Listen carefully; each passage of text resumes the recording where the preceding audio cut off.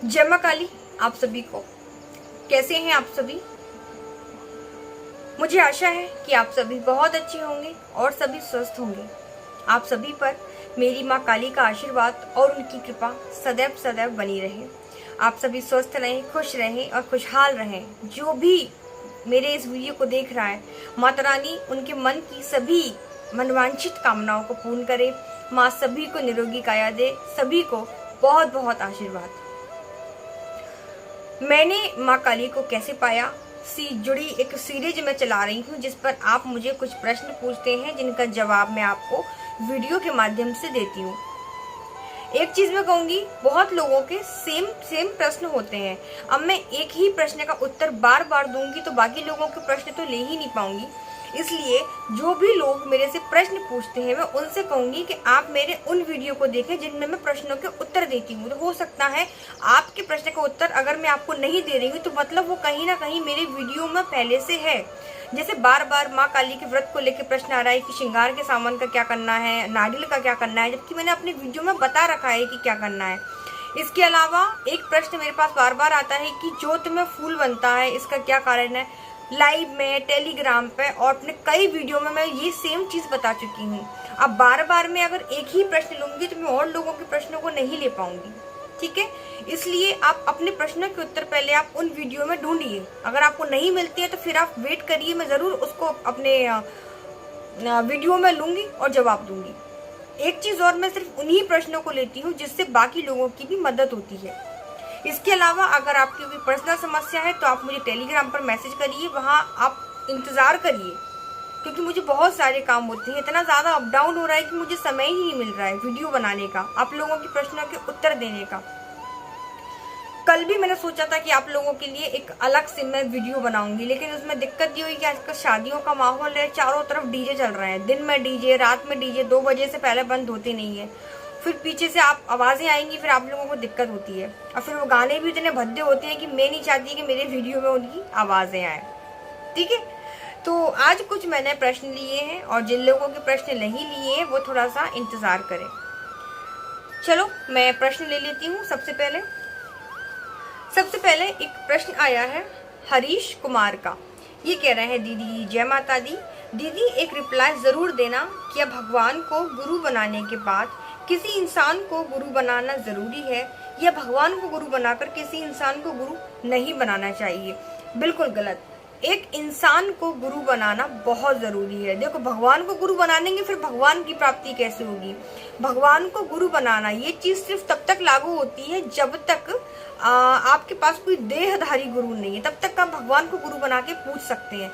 लेकिन जब आपको कोई ऐसा गुरु मिलता है जो देहधारी है, जो वाकई में गुरु बनने लायक है, तो आप उनको गुरु बनाइए। गुरु बनाना बहुत जरूरी है। गुरु के बिना कुछ भी नहीं होगा। गुरु ही है जो आपको भगवान से मिला सकते हैं, है ना। तो आप गुरु को जरूर बनाएं। किसी ऐसे व्यक्ति को देखें जो सज्जन है, जिन्हें कभी लालच नहीं है, मोह माया नहीं है, जिन्होंने ईश्वर की प्राप्ति कर रखी है, ऐसे व्यक्ति को आप गुरु बनाइए। तो फिर आपका उद्धार है। भगवान को गुरु बनाए रखेंगे तो एक बात याद रखिए, जब भगवान भी अवतार लेकर आए थे तब उन्होंने भी गुरु बनाए थे। गुरु की आवश्यकता सबको होती है। भगवान के भी गुरु रहे हैं जब वो अवतार लेकर आए थे। तो आपको गुरु बनाना बहुत जरूरी है। और जब तक आपको गुरु नहीं मिलते हैं, तलाश जारी रखिए। तब तक आप भगवान को गुरु बना के अपनी साधनाएं करिए, मंत्र जाप करिए, ठीक है। लेकिन गुरु तो बनाइए। गुरु बहुत जरूरी है। गुरु के बिना कुछ नहीं हो सकता। गुरु ही आपको भगवान के पास पहुंचाएंगे। आपको आपके इष्ट की प्राप्ति होगी गुरु के माध्यम से, ठीक है। तो आपको आपके प्रश्न का उत्तर मिल गया होगा कि भगवान को गुरु बनाने के बाद भी गुरु बनाना बहुत आवश्यक है। अगला प्रश्न मैं ले रही हूँ कृष्णा देवी का। इनका कहना है, माँ अगर बच्चा बाहर रहता है तो गाय को रोटी कैसे खिलाए? मैं लाइव आई थी तो मैंने वहाँ उपाय बताया था कि शायद इनका बच्चा परेशान करता है, ये बात नहीं मानता है, कि आप बुधवार की व्रत करिए और गाय को रोटी खिलवाइए, हरा चारा खिलवाइए। अगर आपका बच्चा बाहर रहता है तो बाहर भी तो वो रोटी खाता होगा ना, तो एक रोटी वो गाय को निकाल दिया करे, गाय को घास खिला दिया करे, है ना। रोटी तो बाहर रह के भी खाता ही होगा वो। और आप भी अपने घर में अपने बच्चों के लिए बुधवार के व्रत करिए। एक प्रश्न और आया था मेरे पास बुधवार के व्रत को लेके, मैंने लिखा भी था, पता नहीं कहाँ, मुझे मिल नहीं रहा है। किसी ने मुझसे पूछा था बुधवार के व्रत को लेके कि कितने व्रत करने हैं, कैसे व्रत करने हैं। तो देखो, बुधवार के व्रत आप खुले व्रत करिए, खुले व्रत आप लगातार हर बुधवार को व्रत करिए भगवान गणेश जी के। आप बुधवार के दिन हरे रंग के वस्त्र पहने और भगवान जी को, भगवान गणेश को हरे रंग की दुर्वा अर्पित करें, बेसन के लड्डू का भोग लगाएं। साथ में आप हनुमान जी की कथा पढ़ें। आप नेट से निकाल दीजिए, आपको यूट्यूब पर मिल जाएगी, या आपके पास पुस्तक है, ठीक है, वो पढ़िए। गणेश जी की चालीसा पढ़िए और शाम के टाइम आप एक टाइम आप भोजन कर लीजिए, ठीक है। नॉर्मल से व्रत होते हैं, ज़्यादा आपको तामझाम करने की ज़रूरत नहीं है। तो आप गणेश जी के व्रत खुले व्रत रखिए, ठीक है। लेकिन कथा आपको ज़रूर सुननी है। साथ में आपको विघ्नहर्ता गणेश जी से प्रार्थना करनी है आपके बच्चे के लिए, ठीक है। अगला प्रश्न है सीमा बघेल का। जय माँ काली माँ, माँ प्लीज बताएं जो माँ की चालीसा है जय जय सीता राम के, ये वाली सही है ना? देखो, माँ की तो सभी चालीसाएं सही हैं। सभी चालीसा में माँ की महिमाओं का वर्णन है, माँ की लीलाओं का वर्णन है, माँ के स्वरूपों का वर्णन है। तो आपको जो मन होता है आप वो चालीसा पढ़ें। लेकिन जो चालीसा मैं पढ़ती हूँ, जिसकी पावर मैंने देखी है, क्योंकि मैं 10-10 चीज़ों को नहीं पढ़ती, तो अगर आप चाहें तो उसको भी पढ़ सकते हैं। जय काली कली मले हरण, महिमा अगम अपार, महिष मर्दनी कालिका देहु अभय अपार। इस चालीसा को आप पढ़िए। ये चालीसा सबसे पहले मैंने इसी को पढ़ना स्टार्ट किया था, मैंने अपने वीडियो में बताया भी है। तो आप चाहें तो इसको भी पढ़ सकते हैं, लेकिन अगर आपको दूसरी वाली चालीसा कंठस्थ हो गई है तो आप उसको भी पढ़ सकते हैं। सभी में माँ ही है, ठीक है। अगला प्रश्न है अमन कुमार का। ये कह रहे हैं, माँ जय माँ काली। जय माँ काली बेटा। जो मैं लौंग बताशे का भोग लगाती हूँ, तो माँ बताशे तो हम खा लेते हैं और जो लौंग है उसको भी मैं खा लेती हूँ या चाय में डाल लेती हूँ, तो इसमें कोई गलत तो नहीं है ना? प्लीज़ बताइए। देखो, बताशे आप खा लेती हैं, ठीक है, लेकिन लौंग को आप खा लें, क्योंकि लोग लौंग भी खाते हैं, चबाते हैं, तो लौंग भी खा लें तो कोई दिक्कत नहीं है। लेकिन अगर आप लौंग को चाय में यूज़ कर रही हैं, तो देखो चाय में आप कैसे यूज़ करेंगी? उसको कूट के डालेंगी या डायरेक्ट उसको खड़ी लौंग को डाल देंगी? तो जब आप चाय को छानेंगी तो वो लौंग बाहर आ जाएगी चाय पत्ती के साथ में। फिर वो बची हुई लौंग क्या कहाँ जाएगी? या तो आप डस्टबिन में डाल दोगे उसको, या आप कहीं उसको फेंक दोगे, तो वो प्रसाद का एक तरीके से अपमान ही हो गया, है ना? तो आप लौंग को डायरेक्ट खा लिया करें। और आप नहीं खा सकते हैं लौंग को, तो आप उसको पिसवा लें खड़े मसाले में। घर में खाना बनता है, लेकिन अगर आप रेडीमेड मसाले लेके आते हैं तो फिर आप क्या करें, आप उनका विसर्जन कर दें। लेकिन अब चाय के साथ यूज़ ना करें, क्योंकि चाय के संग पत्ती के संग निकल जाएगी, ठीक है, वो तो ना बिल्कुल उसमें घुल जाएगी चाय के संग। तो एक तरीके से प्रसाद का वो अपमान ही है जब वो फिकेगी। तो आप उसको या तो मसाले में पिसवा लें, अपने घर के खड़े गरम मसाले में, या फिर आप उसका विसर्जन कर दीजिए। अपमान हमें किसी का नहीं करना है इस तरीके से फेंक कर। या कोशिश करिए डिब्बी में भर के रख लो, खा लो उसको एक एक करके। कभी गला खराब हो, कभी तवे पर भुन के उसको खा लो, ठीक है। हाँ, एक चीज मैं बताऊँ आपको, लौंग का आप एक तरीके से और इस्तेमाल कर सकते हैं। जो लौंग आप माँ के भोग में रखते हो, ठीक है, आप उनको इकट्ठा करते चलो, पूजा की लौंगों को एक अलग डिब्बी में रखते चलो। जब भी किसी को दिक्कत हो, तो आपने अगर कोई मंत्र सिद्ध कर रखा है, तो आप उन्हीं लौंग को अभिमंत्रित करके सामने वाले व्यक्ति को दे सकते हैं, ठीक है। इस तरीके से भी आप लौंग का यूज कर सकते हैं। लेकिन आपने कोई मंत्र सिद्ध नहीं करा, आप नॉर्मल गृहस्थ में, तो फिर आप कुछ नहीं करना है, आपको विसर्जन कर देना है, या फिर डायरेक्ट खा सकते हो आप, ठीक है। अगला प्रश्न है किरण चौहान का, लौंग की माला कैसे बनाते हैं? हाँ, मैं लाइव में जब आई थी तो मैंने लौंग की माला का एक टोटका बताया था शत्रुओं से पीड़ित व्यक्तियों को, ठीक है। तो लौंग की माला को क्या करना है, जैसे आपने 2 लौंग ली, अब उन दोनों लौंगों में आपको गठान लगा देनी है लाल धागे से। लाल धागा नया होना चाहिए, जो सुई धागा वाला धागा होता है ना, वो वाला लाल धागा जो सिलाई के लिए यूज करते हैं। उसमें आपने 2 लौंगे ली, दोनों को पकड़ा, दोनों में गठान लगाई, फिर थोड़ा गैप रखा, फिर वापस से गठान लगाई। इस तरीके से करके आपको लौंग की माला बनानी है। कितने जोड़े बताए थे मैंने? 127 जोड़े बताए थे लौंग के, है ना? इस तरीके से आपको माला बनानी है।